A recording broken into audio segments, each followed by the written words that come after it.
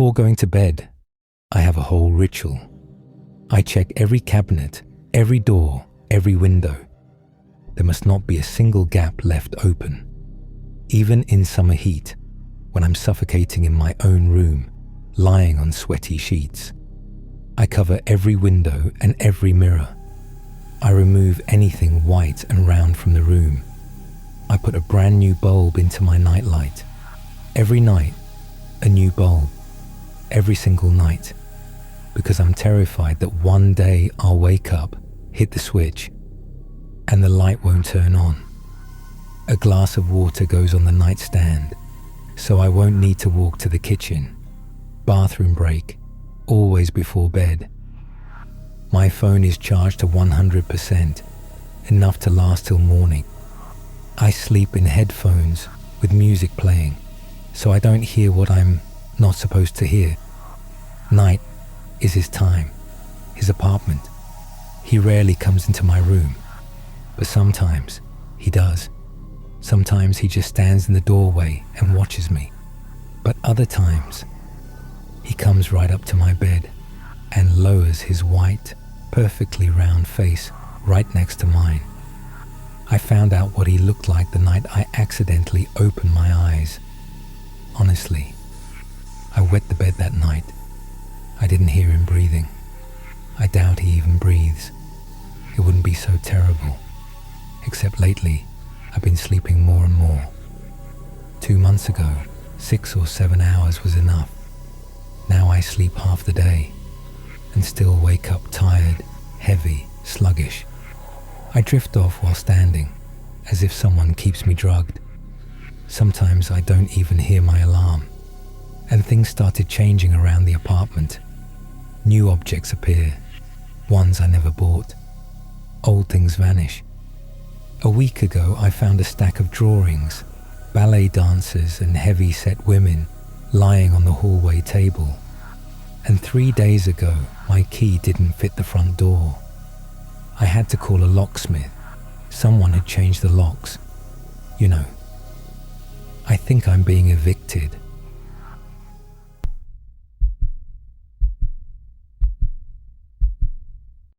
I've been afraid of the dark since childhood. I don't remember why. Every time I found myself in the dark, even as a teenager, I wanted to leave it. No, not just leave. Escape as quickly as possible to where there was light. Now I've managed to overcome this fear and can stay alone at night in my rented apartment. Now, to the point. Last week, my parents called me and invited me home for New Year. Yesterday, I arrived, late, around 9, and almost immediately went to sleep. My mum even asked before bed, "Should I leave the light on for you? You never slept without it as a kid." I assured her everything was fine and fell asleep. I woke up suddenly, as if I had just blinked. The clock showed 3:15, and it was frozen. I felt scared. Have you ever in your life seen a digital clock just stop, not blinking those 2 dots between hours and minutes? Strange memories started to stir in my head. Instinctively, I turned my back to the wall and went still. I don't know how long I stayed like that. The clock was still frozen, but I started calming down, and then soft footsteps echoed across the room. Quiet, but at night, everything is heard perfectly, from the door to the window. A few seconds of silence, and then the invisible thing headed toward my bed. My breath quickened, my heart pounding near my throat, and I felt hot breath on my face. My memory snapped awake. I remembered why I'm afraid of the dark, how I felt the same thing when I was very little. I jumped up and in 2 steps reached the light switch. Click. The light didn't turn on. "Alex, you still haven't learned anything." A low, barely audible voice sounded in my head. I backed into the nearest corner and covered my face with my hands. I didn't want to see whatever would emerge from the darkness. "How are you, Alex?" So much time has passed since our last meeting. The voice moved from inside my head and began whispering right into my ear, its words burning my eardrum. It kept talking, but I tried not to listen, catching only fragments.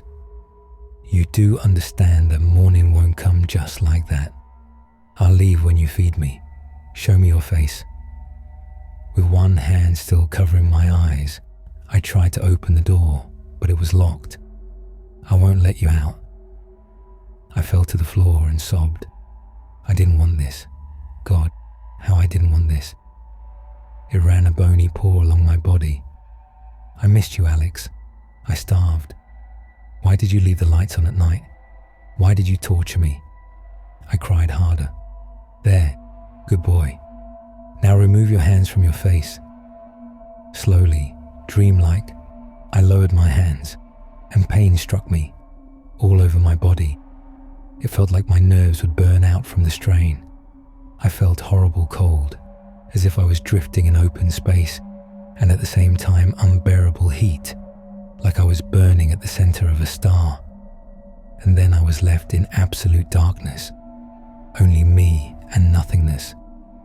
I felt the touch of slimy tentacles, fear, pain, humiliation, all the feelings every dying creature on the planet experiences, from microbe to human, a cheetah's teeth at the throat, organ failure, a bullet in the heart. It lasted an eternity and ended as abruptly as it began. It was morning. I woke up in my bed at home. My parents were still asleep. It took me so long to come back to myself. I will never stay in the dark again. Nowhere. Not even miles away from that room. Never.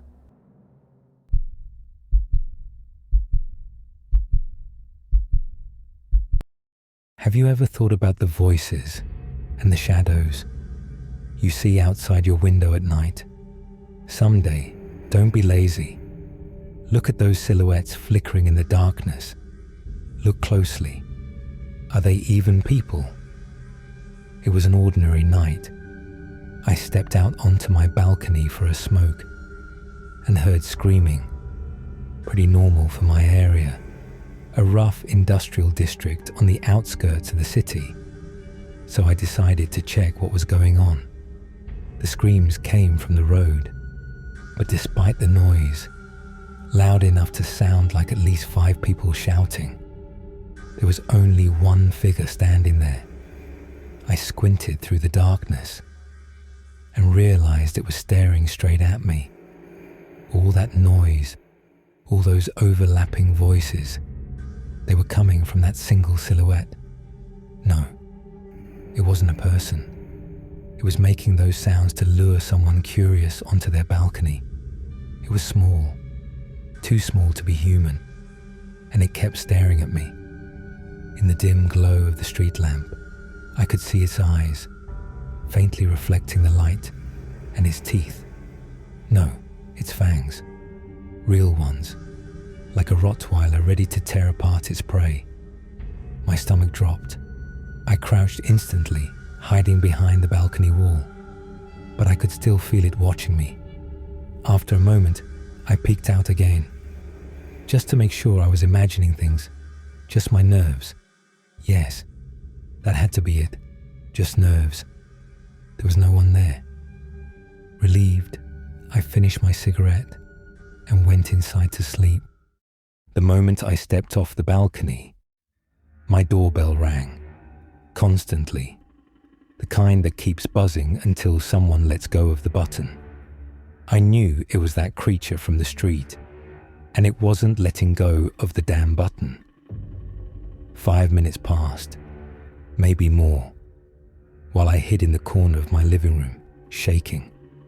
Then the ringing stopped. I tried to calm myself. Maybe it was nothing. Maybe a neighbor. Maybe just my mind playing tricks on me. I crawled toward the door, on my knees, silently, and looked through the peephole. It was standing right there, staring up into the lens, staring directly at me.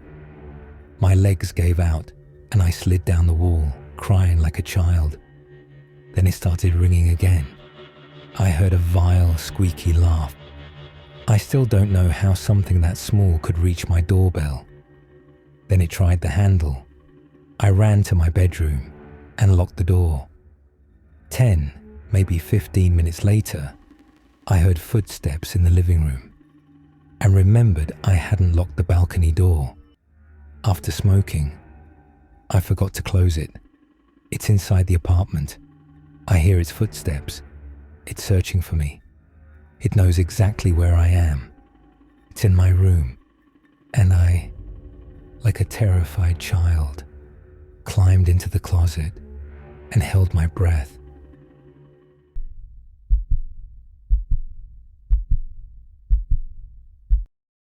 I once spent the night at my friend's place, Mark and Lisa, after a long night of drinking, celebrating their wedding anniversary. Driving home in my condition would have been a terrible idea. And Mark's house is huge, inherited from his grandmother. Plenty of spare rooms, a perfect offer, especially for a bachelor like me with no one waiting at home. Just so you know, Mark warned me, the power goes out here at night sometimes, so be careful. My son leaves his toys everywhere. I nearly broke my neck once. I said I got it, grabbed some bedding, and went to sleep. But either the alcohol or the unfamiliar place, or both, did their job. I slept horribly. Nightmares kept waking me up. The room felt stifling, even with the window wide open, and something just felt wrong. Around 2 a.m, a brutal thirst finally forced me up. Nightmares I could handle. But thirst? No. The house was dark, as promised. But my eyes had adjusted, and I made it to the kitchen easily. I grabbed a carton of cold juice from the fridge and drank half of it in one go. That's when I heard it. A quiet, barely audible child sobbing. I frowned. Only Caleb, Mark's 4-year-old son, could be crying like that. I listened for a moment. The crying didn't stop. Mark and Lisa must have been sleeping like logs. I put the juice back and headed toward the sound. Sure, it wasn't exactly my business, but ignoring a crying kid felt wrong. The sound led me to a room at the very end of the hallway. I stopped at the door. The crying was definitely inside. I cracked the door open. A typical kid's room. A messy bed on the left, a desk by the window, a large wardrobe looming on the right. "Caleb," I whispered. "It's Uncle Daniel. Why are you crying?" Something shifted in the corner. The crying stopped. Okay, found him, I thought, and stepped inside. I closed the door and walked toward the small figure in the corner. Caleb, wrapped in a blanket, clutching a toy, still quietly sniffling. "Hey," I said softly. "Why the tears?" He didn't answer at first. Then he whispered, "The scare man." "What?" I blinked. "Behind you," he breathed. "It's standing, behind you." I swear, I felt every hair on my body stand up. I felt someone behind me. I spun around. Nothing. "In the closet," Caleb said, now standing beside me. "It's waiting for you to leave." I was angry at myself, a grown man, afraid of a kid's scary story. Muttering the usual, "It's just your imagination," I walked toward the closet. Caleb stayed in the corner. "See? Nothing here," I said, and flung the doors open. It was empty. I tucked Caleb into bed, wished him good night, and promised to personally deal with any monster in the house. In the morning, Mark woke me up. We had breakfast and headed out to go fishing. On the way, I remembered what happened at night and told him the story, laughing. Mark didn't laugh. He didn't say anything at all. Then he told me, "Turn the car around." I stared at him. He looked ghost white. "Caleb slept in our room the entire night," he said quietly. "And that room at the end of the hall, that used to be my older brother's room." "Your brother?"